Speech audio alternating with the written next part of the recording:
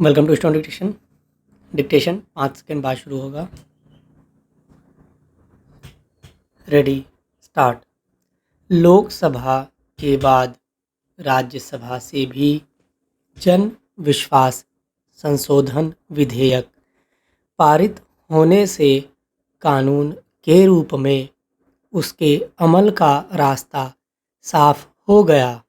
इसके माध्यम से उस व्यवस्था को विदा देने का जतन किया गया है जिसमें छोटी छोटी गलतियों या सामान्य नियम कानूनों के उल्लंघन पर जेल की सजा का प्राविधान था।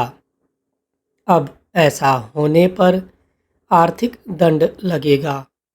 जन विश्वास विधेयक का मूल उद्देश्य जीवन सुगमता के साथ व्यापार सुगमता को बढ़ावा देना और न्याय व्यवस्था को ज़्यादा मानवीय एवं व्यावहारिक बनाना है। इसी कारण प्रधानमंत्री ने इस विधेयक के पारित होने पर यह आशा व्यक्त की कि इसके जरिए भरोसे पर आधारित व्यवस्था का निर्माण होने के साथ आम नागरिक सशक्त बनेंगे। चूँकि इस विधेयक के जरिए 79 केंद्रीय कानूनों के 784 प्राविधानों में संशोधन किए गए हैं और 700 से अधिक छोटे अपराधों को अपराध की श्रेणी से बाहर किया गया है। इसलिए मुकदमों का बोझ हटेगा और न्यायिक तंत्र पर दबाव कम होगा। अब ड्राइविंग लाइसेंस की अवधि खत्म होने पर भी वह 30 दिन तक वैध रहेगा और राष्ट्रीय राजमार्ग पर जाम लगाने पर सजा के स्थान पर जुर्माने का प्राविधान होगा। इसी तरह अन्य अनेक मामलों में ऐसा होगा। इनमें से कई मामले कारोबारियों से भी जुड़े हैं।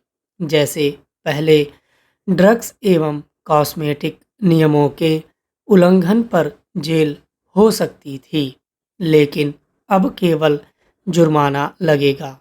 जो छोटे कारोबारी प्रायः जटिल नियम कानूनों के अनचाहे उल्लंघन के कारण दंडित होने के दबाव में रहते थे, वे अब भयमुक्त होंगे।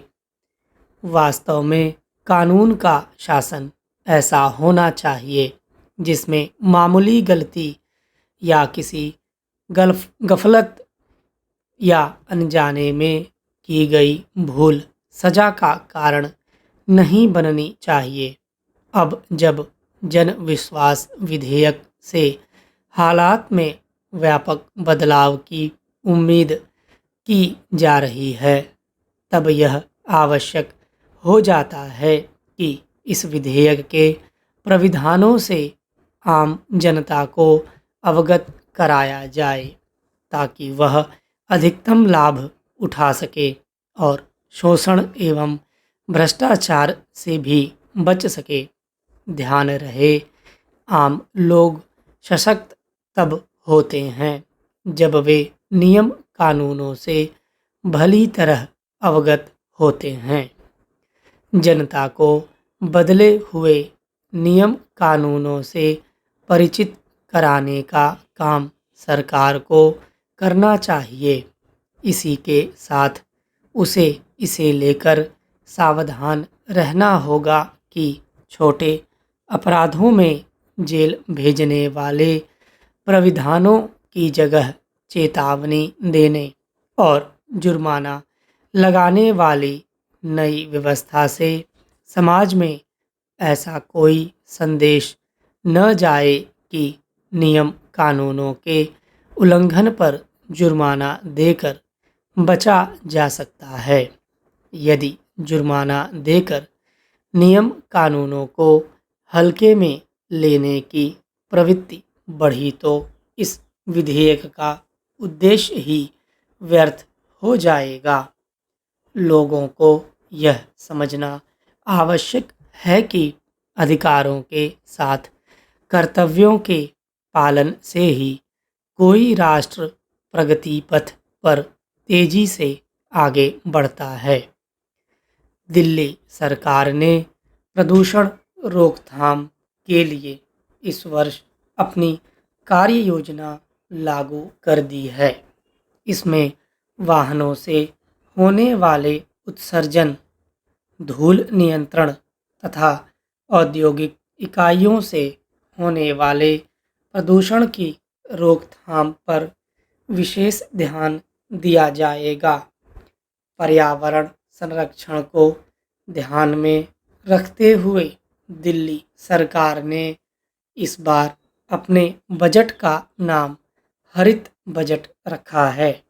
1.03 लाख करोड़ रुपए के बजट में से लगभग 22% राशि पर्यावरण संरक्षण और प्रदूषण रोकथाम पर खर्च करने का प्राविधान किया गया है।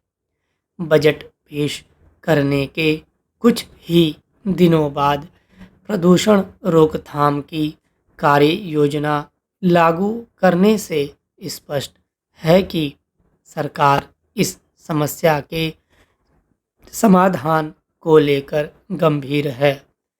यह आवश्यक भी है क्योंकि वायु प्रदूषण की समस्या लगातार बढ़ रही है।